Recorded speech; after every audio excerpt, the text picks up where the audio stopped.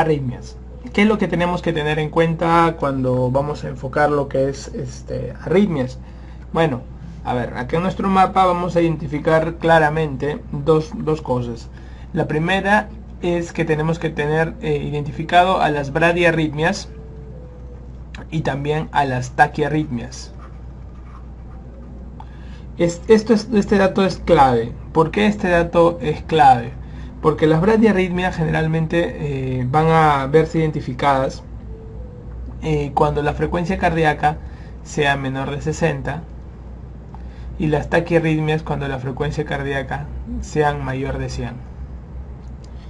Cuando nosotros vemos en el hospital la mayor cantidad de casos, vamos a ver que la mayor cantidad de casos que nosotros vemos acá, mayor cantidad de casos, van a ser las taquiarritmias. Las preguntas también, la mayor cantidad de preguntas que nos van a formular van a ser de taquiarritmias. Cuando uno enfrenta un paciente con una taquiarritmia, lo primero que tiene que identificar es la lectura del ancho del QRS. En este caso tenemos el QRS estrecho y tenemos el QRS ancho.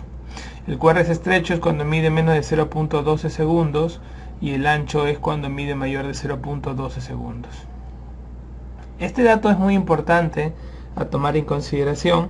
¿Por qué? Porque el QRS estrecho y el QRS ancho va a ser el primer paso para poder identificar ante qué tipo de taquiarritmia estamos.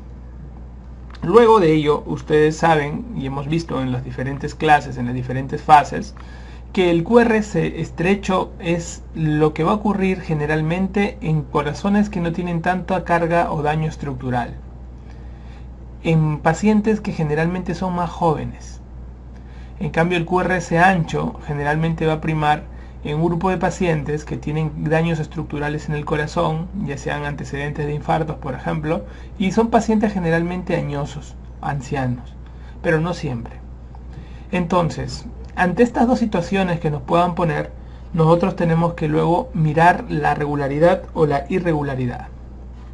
En el caso del QRS estrecho, vamos a tener acá la famosa irregularidad y la regularidad. Este es el paso 2 muy importante del estudio. ¿Por qué es importante identificar si es regular o irregular? Irregular significa que, por ejemplo, las distancias entre las R's van a tener distintos tamaños. En cambio, regular va a hablar de una distancia de R's en los mismos tamaños, como hemos explicado. De los irregulares, lo primero que tenemos que tener en consideración es la fibrilación auricular. Es el representante más importante de este grupo. Así que el caso característico que nos van a hacer es aprender a reconocer la fibrilación auricular. La fibrilación auricular es la taquiarritmia sintomática más frecuente. Y vamos a tomar en consideración que generalmente nos van a poner ausencia de onda P y nos van a poner un ritmo irregular. Quiere decir que entre R y R van a tener distintos tamaños. Así como tenemos la fibrilación auricular, vamos a tener los regulares. En los regulares van a estar dos.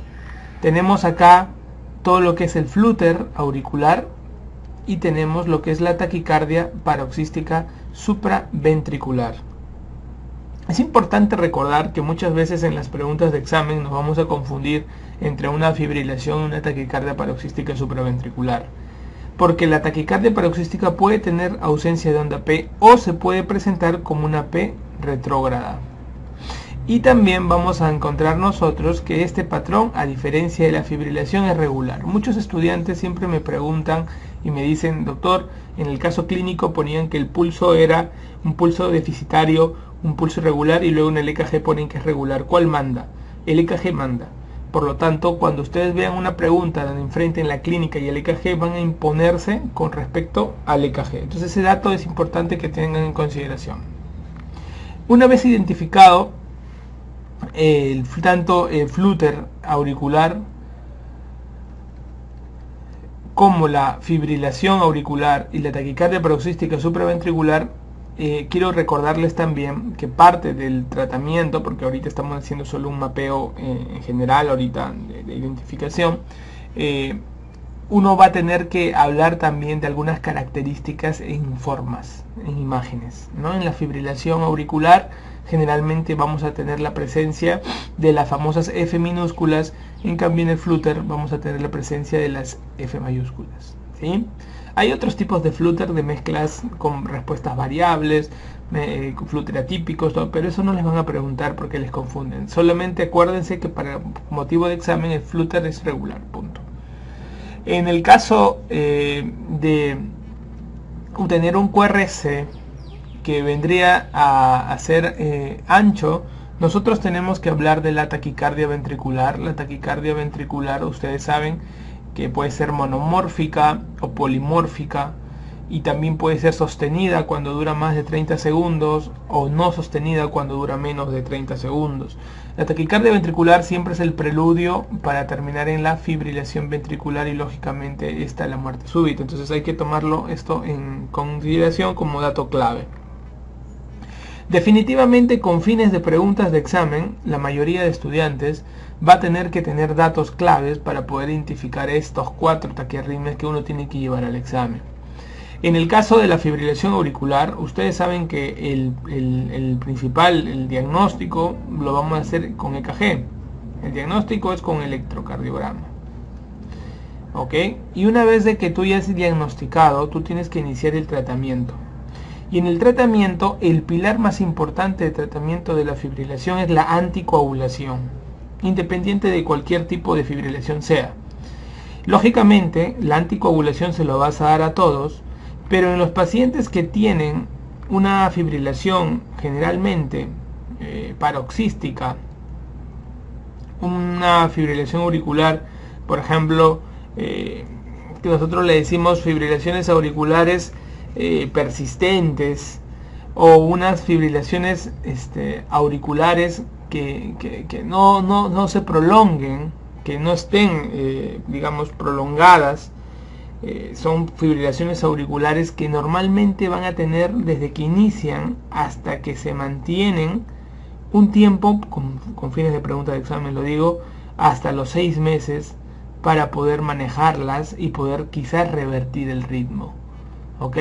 Entonces las paroxísticas, que tienen un inicio y fin rápido incluso en la primera semana, o las persistentes, que van a tener una presencia mantenida mayor de una semana, estas tienen que diferenciarse de las permanentes, que generalmente por concepto es más de un año que se mantenga la fibrilación, pero generalmente alguien con mayor de 6 meses que tú le tengas con fibrilación ya has perdido la posibilidad de cambiarle el ritmo. Entonces, a estos pacientes, ¿qué les queda por hacer a ustedes? Aparte de la anticoagulación, le tienen que dar un controlador de frecuencia cardíaca. Estas dos cosas son básicas para estos grupos de pacientes. En cambio, para este grupo de pacientes generalmente son pacientes que van a ser anticoagulados y controles de frecuencia cardíaca. Entonces, doctor, ¿manejas igual a estos? No, a estos, el primer grupo, le vas a dar un adicional que vendría a ser el revertir el ritmo. Y esta reversión puede ser, revertir el ritmo, esta reversión puede ser o farmacológica o eléctrica. Definitivamente la mejor es la eléctrica. ¿Por qué? Porque mientras más días pasen y más tiempo pase, las posibilidades de revertir un ritmo por medios farmacológicos va disminuyendo y el eléctrico es más potente. Entonces siempre vamos a predominar que el paciente viene y de manera ambulatoria se le hace entrar, se le pone un midazolam, le duermes un poco y le haces la cardioversión. La cardioversión generalmente nosotros usamos de 1 joule por kilo, de 0,5 a 1 joule por kilo para darle la dosis. En cambio, cuando es de fibrilación es a 4 joules por kilo generalmente, ¿no? Muy bien. Y farmacológica generalmente usamos la amiodarona, ¿no? Pero para que haga una cardioversión adecuada tenía que haber una impregnación de amiodarona de 10 gramos, o sea, quiere decir que lo va a tomar un buen tiempo. ¿Ok? Entonces este dato, chicos, es importante. Mientras el ritmo esté en ritmo fibrilador, la anticoagulación se va a mantener. En el paciente con flutter, por ejemplo, vamos a tener que su evolución es distinta. Igualmente, una vez diagnosticada el flutter, se busca que tenga tratamientos definitorios. Estos pacientes con Flutter también van a tener, tienen que tener una reversión rápida y generalmente son más de ablación, se le hace mucha ablación. Acuérdense que el Flutter tiene orígenes en cavidades derechas, en cambio la fibrilación tiene orígenes en cavidades izquierdas. Por ejemplo, el Flutter nace de los istmos cabos tricuspidio, entonces la ablación será en el istmo cabo tricuspidio. En cambio la fibrilación nace a nivel de los orígenes de las venas pulmonares, por lo tanto ahí se daría la ablación, ¿no? Eso muchas veces hacemos recambio de válvula mitral y luego hacemos ablación de esa zona, ¿no? En la taquicardia paroxística supraventricular, que lo preguntan característicamente como esa paciente joven, mujer, que viene en emergencia con una taquiarritmia de 200 de manera regular, vamos a ver nosotros que la primera medida es el masaje carotidio. ¿Por qué? Porque este masaje carotidio va a hacer de que los estímulos que se originan en las aurículas, al pasar por el nodo AB, pues definitivamente van a retardar el impulso hacia el ventrículo. Entonces el nodo AB va a ser un principal filtro, ya que en el nodo AB vamos a ver que nosotros tenemos la llegada, ¿de quién? La llegada del vago, ¿sí? Que normalmente tiende a controlar los impulsos que vienen de la aurícula al ventrículo. Entonces el impulso del nodo carotidio va a ayudar a estimular que esto frene el pasaje de arriba hacia abajo.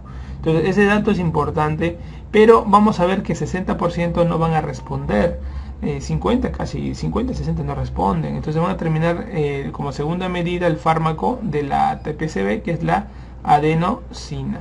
Eso es lo que ustedes deben tener en cuenta, chicos, ¿ok? En este mapa mental. Es importante recordar también que en líneas generales tener conocimiento de estas tres taquiarritmias en general de este grupo de QRS estrecho nos van a identificar el 80% de preguntas para el examen. En el caso de del QRS, la taquicardia ventricular, definitivamente la taquicardia ventricular, ustedes gráficamente generalmente lo van a tener así. Típica pregunta, la taquicardia ventricular es un ritmo defibrilatorio que se puede manejar. Acuérdense siempre un dicho que dice: toda taquiarritmia que tenga alteración hemodinámica, el tratamiento a ojo cerrado va a ser la cardioversión eléctrica. Este dato es importante porque en las taquicardias ventriculares se va a preferir la cardioversión eléctrica. Entonces acuérdense la ley importante de las taquiarritmias, que toda taquiarritmia que tenga alteración hemodinámica va a preferirse siempre que se haya una cardioversión adecuada, una cardioversión eléctrica. Es importante también recordar, chicos, ya saliéndonos del mundo de las taquis, que nosotros vamos a tener en líneas generales 4 ritmos, por ejemplo, cuando el paciente puede entrar en paro cardíaco. En los 4 ritmos, 2 son defibrilatorios, que ustedes saben, y 2 son de masaje, ¿no? Por ejemplo, si tú tienes una taquicardia ventricular y una fibrilación ventricular, en estos grupos tú vas a ver que la desfibrilación, acuérdate que la palabra ventricular define eso, ¿no? Porque muchos se confunden. La desfibrilación va a ayudar mucho en taquicardias ventriculares y en fibrilaciones ventriculares. En cambio, los masajes cardíacos solamente, o sea, no vamos a desfibrilar, se van a usar en la asistolia y también se van a usar en lo que vendría a ser la actividad eléctrica sin pulso. Eso lo tengan en consideración, por favor, con fines de los ritmos. ¿Cuáles son los ritmos defibrilatorios? Te van a preguntar el 1 y el 2, ¿no? Y el 3 y el 4 es más que todo full masaje. Entonces, con respecto a las bradicardias, ¿qué tenemos que tener en consideración? Toda bradicardia igualmente puede tener una alteración hemodinámica, y cuando la bradicardia tenga una alteración hemodinámica, aquí no vamos a aplicar nosotros lo que vendría a ser una cardioversión, nada que ver. Una bradicardia con alteración hemodinámica, lo que tenemos que buscar nosotros es si la bradicardia con alteración hemodinámica ha sido por qué origen, si ha sido un origen intrínseco o un origen farmacológico. Y esto se los digo porque normalmente nosotros cuando tengamos una alteración hemodinámica por bradicardia, lo primero que vamos a colocarle es atropina, porque vamos a buscar que el paciente maneje al menos una frecuencia cardíaca mayor de 40, porque si tiene menos de 40 va al paro. Y lo segundo es ver la posibilidad de colocar un marcapaso transitorio.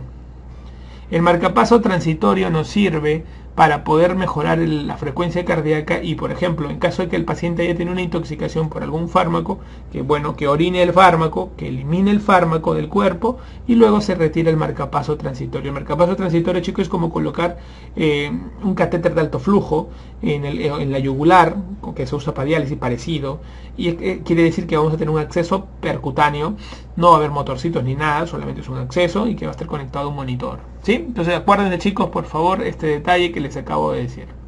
En el caso del paciente que no tenga una alteración hemodinámica, o sea, en el caso de que no tenga alteración hemodinámica, ¿cómo vamos a enfrentar las bradiarritmias? Yo quiero que hay varias bradiarritmias, pero quiero que enfoque sobre todo los bloqueos auriculoventriculares como un origen bien importante de las bradiarritmias que se dan. El bloqueo de tipo 1 o generalmente nosotros este bloqueo vamos a tener una prolongación entre comillas, porque no vamos a verlo. El PR prácticamente, el paciente no tiene muchos síntomas, pero el PR vamos a ver lo que está un poco prolongado, ¿sí? Entonces, pero no tiende a ser muy sintomático, ¿no? En cambio, nosotros vamos a ver en el bloqueo de tipo 2, acá sí es bien característico trabajar con los famosos MOVITs 1 y MOVITs 2, ¿no? Acá vamos a encontrar y vamos a identificar que el MOVITs 1 generalmente, o el de Beckenbach, hay un fenómeno que es el fenómeno de Beckenbach, que vamos a ver que hay una progresión constante del PR, se va prolongando hasta que hay una onda P que no conduce, ¿no? En cambio el MOVITs 2, nosotros lo vamos a identificar cuando hay una PR que de pronto, de la nada, así abruptamente, ya no conduce impulso, ¿ok? Entonces es importante. Y el bloqueo de tercer grado vamos a encontrar una disociación auriculoventricular. Importante dato a tomar en consideración es que nosotros cuando estemos con un MOVITs 2 o con un bloqueo AB, pues definitivamente lo que vamos a encontrar nosotros en estas dos situaciones es de que estas son indicaciones de marcapaso. ¿Sí? Indicaciones de marcapaso definitivos. Un MOVITs 1 podría ser indicación siempre y cuando el paciente se haga sintomático. Si se hace sintomático frecuentemente va a terminar igual como indicación de marcapaso. Entonces esto quiero que recuerdes. ¿Por qué? Porque normalmente está viniendo mucho bloqueo B de tercer grado y bueno, hay que tener los 3 grados de bloqueo y hay que tenerlo presente en nuestra práctica diaria. ¿Ok? Entonces, chicos, por favor, dominemos este esquema, este mapa nos va a servir para ubicarnos rápidamente en las arritmias y definitivamente vamos a ser muy rentables a la hora de enfrentar este tema.